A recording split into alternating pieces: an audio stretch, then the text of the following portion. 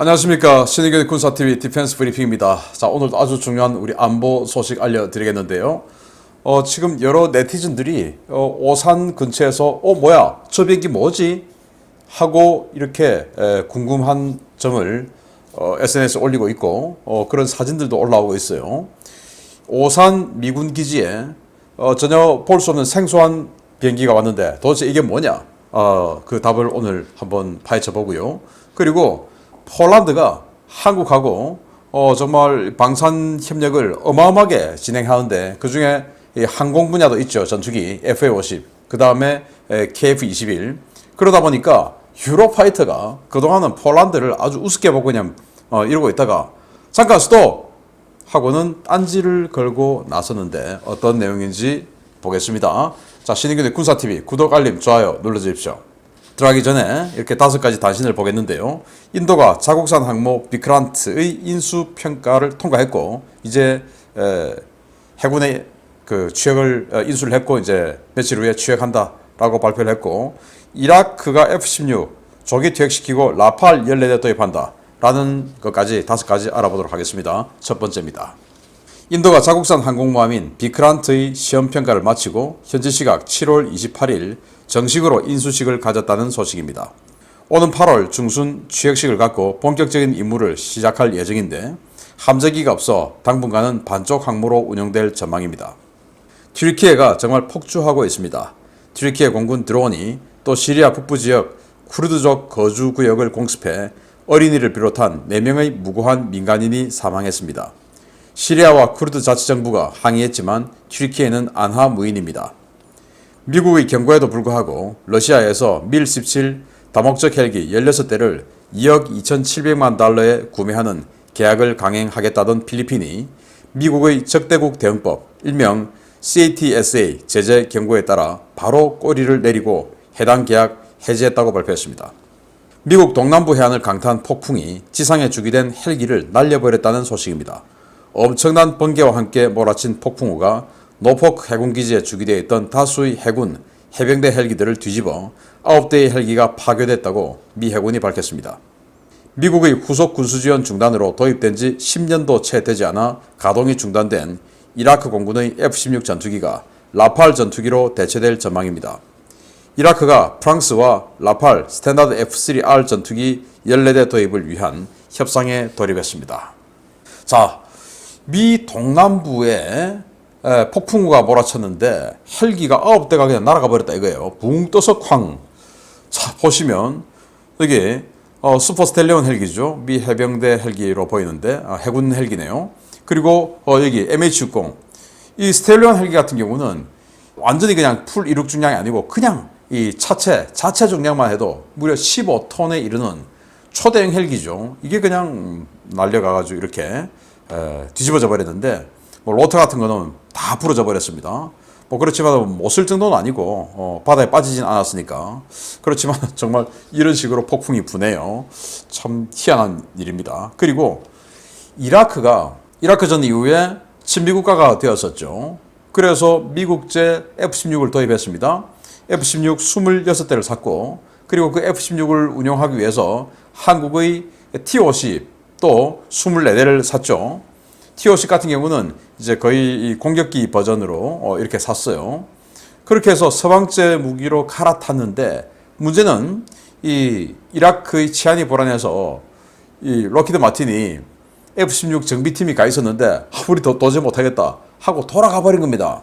미군이 철수를 하고 또 미군이 있던 아르빌 기지 이런 데다가 이란의 탄도미사일이 날아오고 하니까 록히드 마틴 정비팀이 철수해 버린 거예요. 그러니까 정비를 할 수가 없죠. 도입한 지 10년도 채 안 됐는데 이거 26대를 도입을 했는데 이게 정비를 할 수 없으니까 비행기를 못 띄우는 겁니다. 이라크는 정비 능력이 없고, 자, 그래서 한국의 카이만 계속 남아서 치안이 불안하든 말든 우리는 할 일 한다 해서 이 T-50IQ 이거 계속 정비해주고, 그래서 지금 T-50IQ 사실은 FA-50 같은 버전이에요. 그걸 가지고 지금 캡 돌고 주력 전투기로 쓰고 있는데, 그런 와중에 중국의 JF-17 그거 12대 발주를 또 했어요.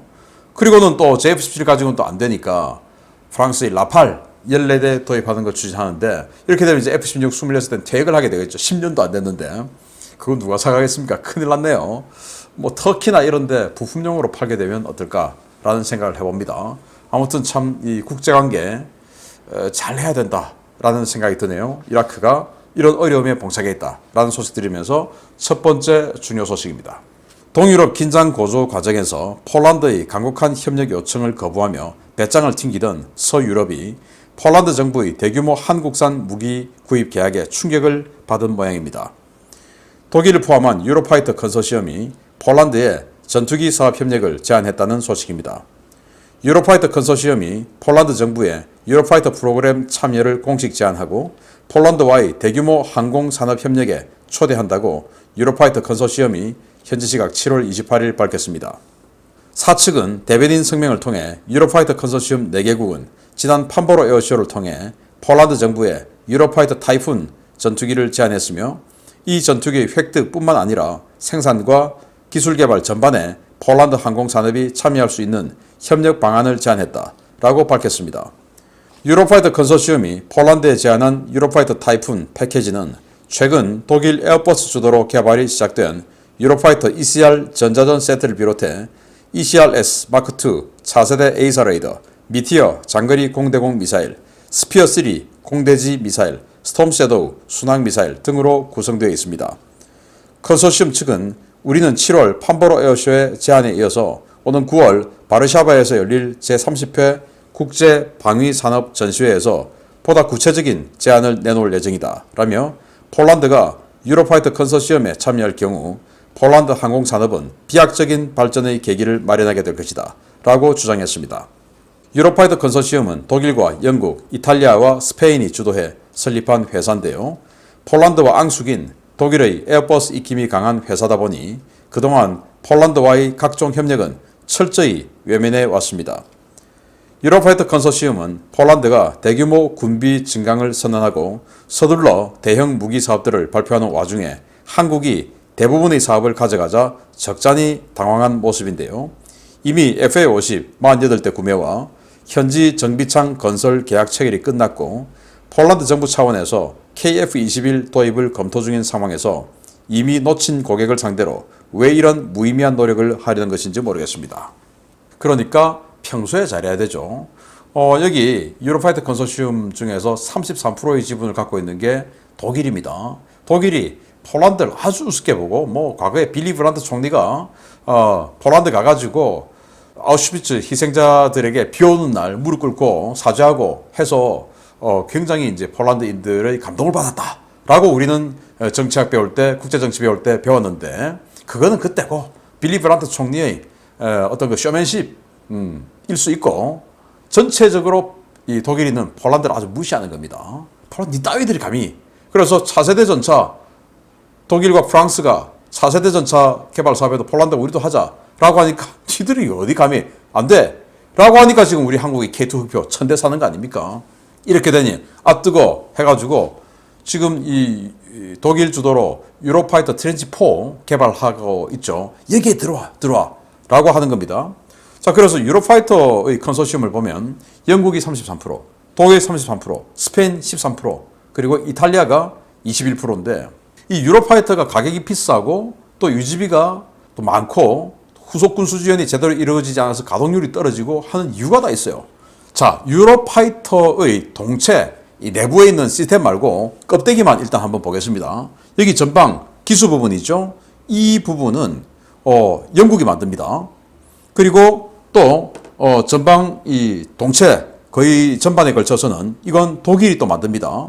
그리고 좌익 왼쪽 날개 그리고 오른쪽 날개 플립 이 부분은 스페인이 만듭니다. 또 우익 오른쪽 날개와 왼쪽 날개 플립 일부 이건 또 이탈리아가 만듭니다. 완전히 개판이죠. 그리고 후방 엔진 껍데기 부분 여기는 또 주로 이탈리아가 만들면서 또 일부분은 또 영국이 만듭니다. 이러니 뭐 이게 제대로 공급이 원활하게 될 리가 없죠. 그러다 보니까 가동률 떨어지고 이런 상황에서 우리 한국하고 협력하겠다 하니까 스톱 잠깐 우리하고 하자라고 하는데 버스는 이미 떠난 것 같습니다. 평소에 잘해야 됩니다. 두 번째입니다.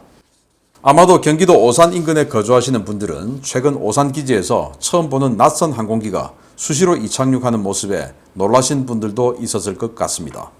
북미 항공우주국 나사의 특수임무기가 오산 공군기지에 전개된 것이 확인되었습니다. 우주개발과 지구관측 등 과학기술 분야 업무를 관장하는 북미 항공우주국 나사 소속의 특수임무기가 지난 7월 27일 오산 공군기지에 전개되어 임무 수행에 들어갔다고 나사가 현지 시각 7월 28일 밝혔습니다.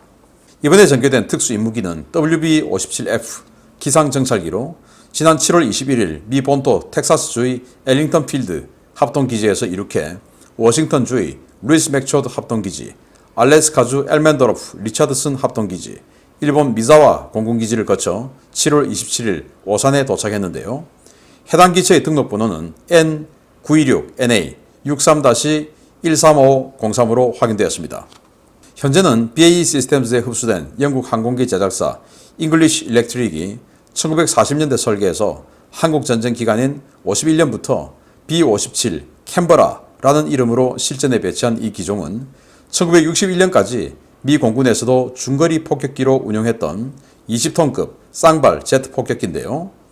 미 공군에서 퇴역한 기체 가운데 4대가 핵실험 정찰용으로 개조되어 운용되다가 1974년 나사로 이관되어 현재까지 운용되고 있습니다.